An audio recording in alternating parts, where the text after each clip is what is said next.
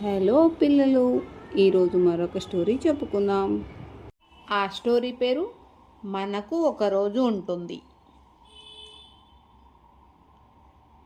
ఒక తోటలో ఒక మామిడి చెట్టు, ఒక జామ చెట్టు, ఒక వేప చెట్టు పక్కపక్కనే ఉన్నాయి.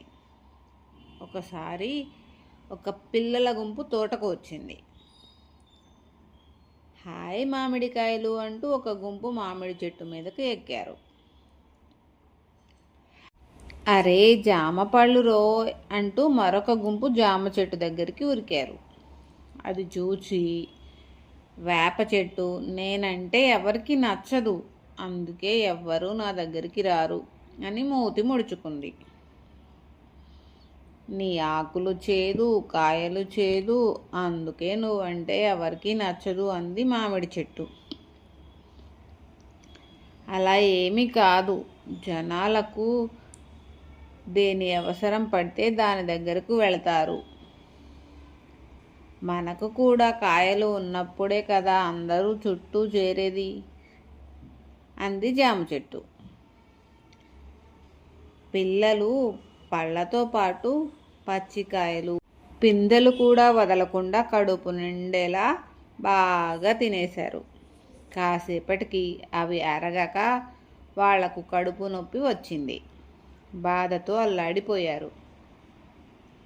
వెంటనే వాళ్ళ పెద్దవాళ్ళు వచ్చి వేప చెట్టు ఆకులు లేతవి తెంపి బాగా నూరి అందరికీ రసం తాపించారు. దాంతో వాళ్లకు నెమ్మదిగా నొప్పి తగ్గింది. అది చూసి మామిడి చెట్టు, ఓ జామ చెట్టు, ఇంతకుముందు నువ్వు చెప్పింది నిజమే. అవసరం పడనంత వరకు ఎవరు మన దగ్గరికి రారు. అవసరం పడితే ఎక్కడున్నా వాళ్ళే వెతుక్కుంటూ చేరుకుంటారు. ఇంతకాలం వేప చెట్టును తక్కువ చూపు చూశాను, కానీ ఇందులో ఎన్ని ఔషధ గుణాలు ఉన్నాయి. మనం కేవలం కడుపు నింపగలం, కానీ ఆ వేప చెట్టు తన ఔషధ గుణాలతో జీవితాన్నే నిలబెట్టగలదు అని మెచ్చుకుంది.